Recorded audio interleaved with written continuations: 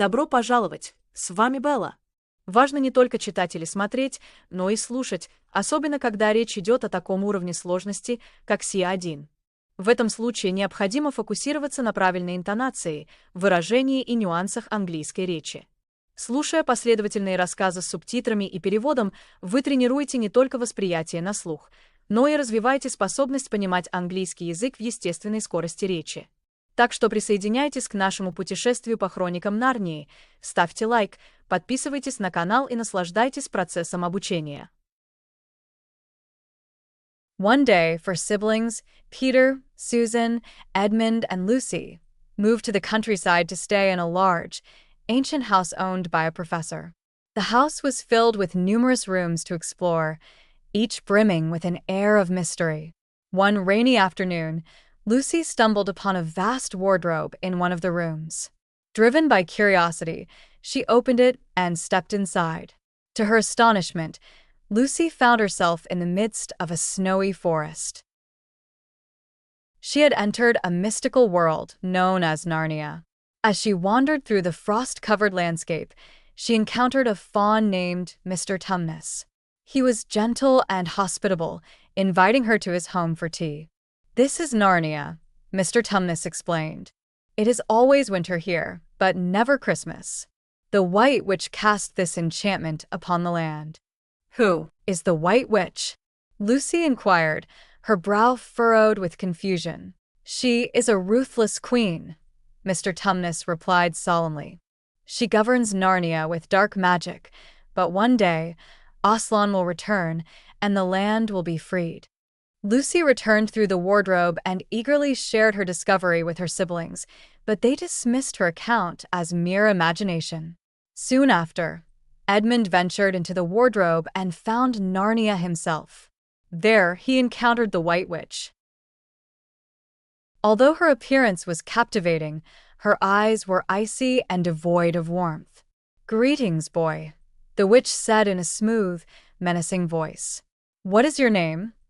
"Edmund," he responded hesitantly. The witch offered him sweet treats and whispered, "If you bring your siblings to me, I will make you a prince." Edmund agreed without hesitation, driven by his longing for power. Eventually, all four siblings stepped into the wardrobe together and rediscovered Narnia. Lucy led them to Mr. Tumnus's house, only to find it in ruins and deserted. A note was left behind, revealing that the faun had been captured by the witch. The children felt a deep sense of sadness. Soon after, they encountered Mr. and Mrs. Beaver, who urged them, "You must seek out Aslan. He is a mighty lion, and only he can defeat the White Witch." "Where can we find him?" asked Peter, his voice filled with determination. "He awaits at the stone table," Mrs. Beaver responded. "Follow us." Meanwhile, Edmund secretly returned to the White Witch. She was enraged upon learning he had come alone. "Where are your siblings?" she demanded, her voice like ice. Edmund was terrified and could not answer. She imprisoned him in her icy castle. The remaining children and the beavers journeyed to the stone table to meet Aslan. Upon their arrival, they saw a majestic lion. "Welcome, children." Aslan greeted them with warmth. "We must prepare for battle against the witch." Aslan swiftly devised a plan to rescue Edmund. His loyal followers ventured into the witch's castle and returned with Edmund safe and unharmed. The children rejoiced at their reunion. But soon after, the White Witch appeared. "That boy is a traitor," she cried. "He belongs to me." Aslan spoke with quiet strength. "I will take his place." The witch grinned wickedly. "Very well," she agreed. That night, Aslan approached the stone table. The witch and her followers bound him, mocking him cruelly. She severed his magnificent mane and raised her dagger, killing him. Lucy and Susan, who had been hiding nearby, watched in horror and wept bitterly. The following morning, something extraordinary occurred. The stone table shattered with a resounding crack, and Aslan returned to life, stronger than ever. "But how can this be?" Lucy asked in awe.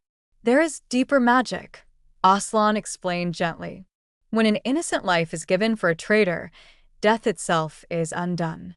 Aslan led the children into battle against the witch's forces. Peter fought courageously, and Edmund shattered the witch's enchanted wand. Although he was wounded, the Narnians emerged victorious, and Aslan defeated the White Witch, ending her tyrannical reign. The children were crowned kings and queens of Narnia. They ruled with wisdom, compassion, and justice. Many years later, while hunting in the forest, they rediscovered the wardrobe once again. Stepping through it, they found themselves back in the professor's house. To their amazement, no time had passed in the real world. It was all real, Lucy said, her smile radiant. Yes, Peter agreed with certainty. And we will never forget. The professor, listening to their story, smiled knowingly and said, "You won't find Narnia through this wardrobe again, but perhaps one day you will return." Thus, their extraordinary adventure concluded, but the memories of Narnia remained etched in their hearts forever. Siblings.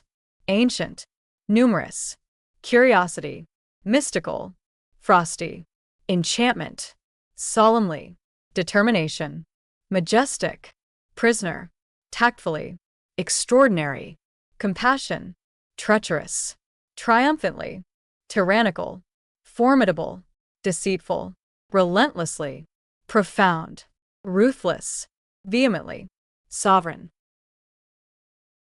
Все молодцы, кто дошел до конца этой истории с нелегким уровнем сложности C1. Вы сделали отличный шаг к развитию своих языковых навыков. До новых встреч!